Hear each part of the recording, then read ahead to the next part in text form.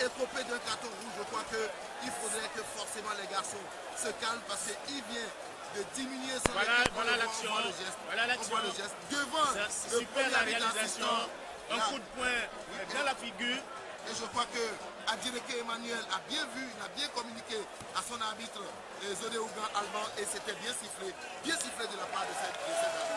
C'est vrai peut-être changer la trajectoire et chercher du soutien dans son dos avec, on le sait, Bezo Yaobi et les requins peut-être pourront faire quelque chose de grave sur cette action. Une frappe, une belle passe de Noumon.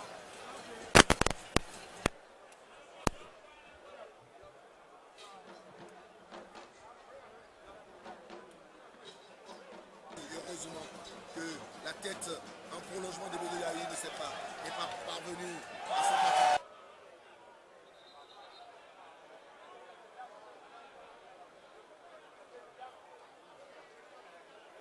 Bonne balle, il n'y a plus ce joueur qui puisse quand même aller chercher, contrer, faire le forcing et les requins sont en manque d'inspiration et là forcément peut-être faire quelque chose de grave sur cette action. Une frappe, une belle passe, une nouvelle menace. La tête en prolongement de Bedoyaï n'est pas parvenue à son parti. Défense ne le lui a pas permis. On voit ici le contrôle au niveau des deux joueurs et là il enrhume les deux joueurs et il arrive à toujours garder le contrôle et là il mystifie, il enrhume les deux joueurs et il arrive à toujours garder le contrôle. La super roulette en infériorité numérique. Au pied, la défense de Mougaz qui peut repartir à grande enjambée de l'aile droite là-bas. Passant. Une nouvelle menace sur les centres en retrait. Mais qu'est-ce qu'ils nous font ces garçons? Ça c'est du football total. Il va enchaîner la frappe. Et attention! Bien à la maison pour refaire les jeux. La défense du Mougaz. On franchit la ligne médiane. Un nouveau danger dans le pour aller chercher le ballon dans ses pieds. Heureusement que plus de peur que de mal, cette situation n'a pas été une situation prise. Et une situation favorable pour cette équipe de Mougaz 90. Ouais, écoutez, la domination est manifeste sur l'ensemble du jeu produit jusqu'alors. On a vu une formation de Mougaz qui est très euphorique, mobile, enthousiaste et qui combine. Un joli repas, personne pour consommer et transformer pour inscrire le premier but des requins, mais ce n'est pas arrivé. Comme cela se doit cette formation de Mougaz qui nous offre du beau spectacle cet après-midi. 2 buts à 0 déjà, 33 minutes de jouer dans cette première partie. De quelques autres, on voit le public qui jubile, qui salue les passes. L'enchaînement de passes ici. Et là encore le petit Grigui du numéro 3, Tito Giscard. Alors là ça peut être dangereux maintenant, une frappe, un centre, il n'y avait personne.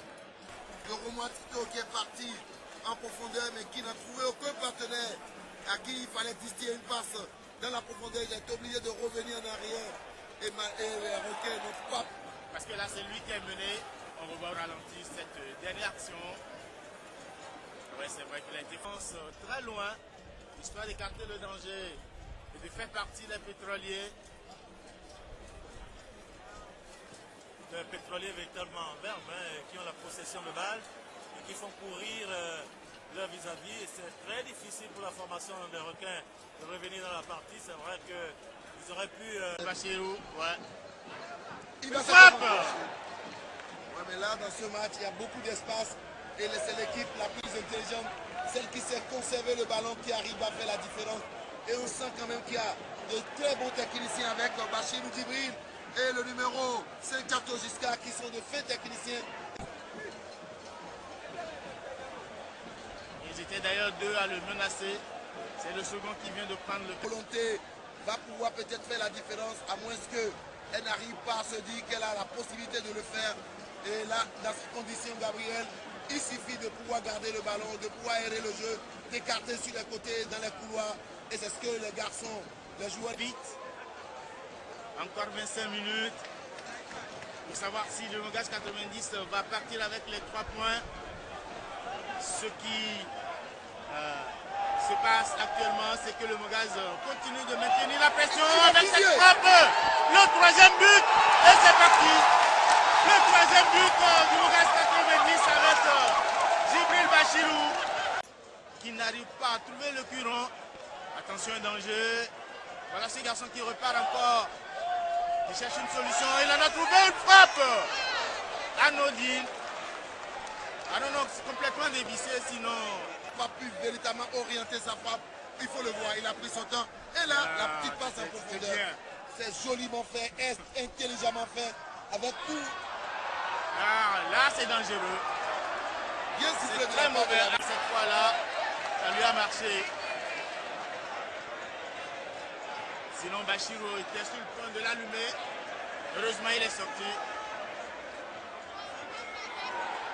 C'est pas fini!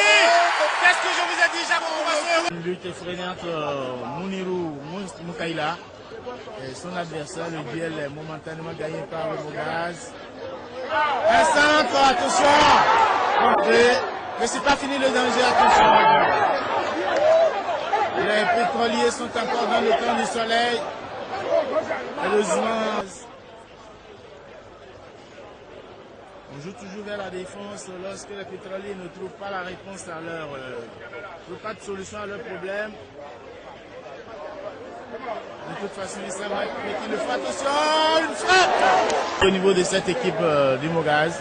Oui, Gabriel, il faut dire qu'au niveau de cette formation du Mogaz, je qualifierais cette domination d'une domination purement stérile dans la mesure où le joueur le plus avancé n'arrive pas à prendre la dernière responsabilité pour aller marquer le but.